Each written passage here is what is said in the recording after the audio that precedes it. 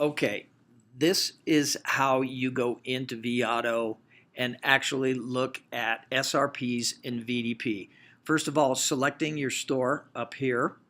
Second was you need to get into view your inventory. So right now we're on provisioning, we're on used cars. We have a total of 187 used cars at the South store. You click on merchandising, go into view channels. Click on view channels. A couple things that are going to happen while it loads this. As you load below, you're going to get an inventory look down here of all the individual cars. Remember that the SRP and the VDP shows up right down here, and you can look at it as individual cars. So in this particular case, on the Ram 2500 SLT, you have 5,240 Auto Trader SRPs and 220 VDPs for 4.2%. That is awesome. While that's important is, if you go over here to the VIN leads, you'll notice there have been 5 leads.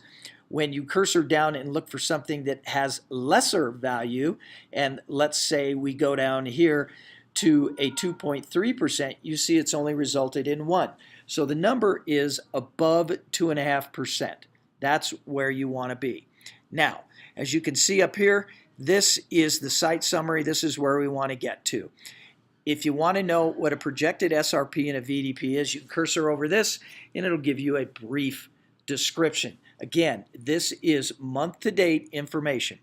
The VDP and SRP guide is only good with the following vendors: our dealer fire site, which is our website, autotrader.com, and cars.com. This is because Cars Guru, Cuddle, and Fusion Zone do not feed data back to VAUTO. Okay, so right now when I'm looking at the dealer fire site, I see 1.3% click-through from SRP to VDP.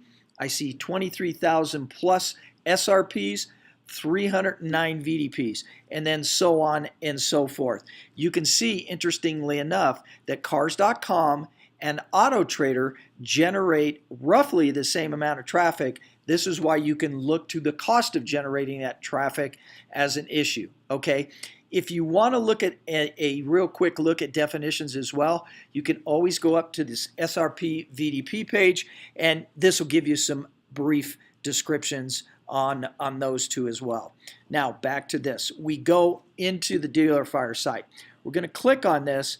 Now you can do per day trend, and this will give you an outlook, right? You can do the per day trend, but I tend to use the detail page. It's a little bit bigger box. So what this is showing us right now for dealer fire is that for the month we have 20,000, over 21,000 SRPs, and we are projected to hit 23,000 total views, right? Store report pages, vehicle detail pages, you can see where we're at there at a 1.3% click-through rate. Now, here's what you do.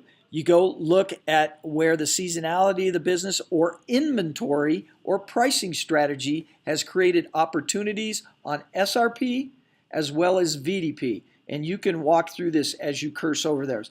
We are projected, as you're seeing right now, to be down almost 7%, 7%, if I'm correct, on or 7,000 VDPs.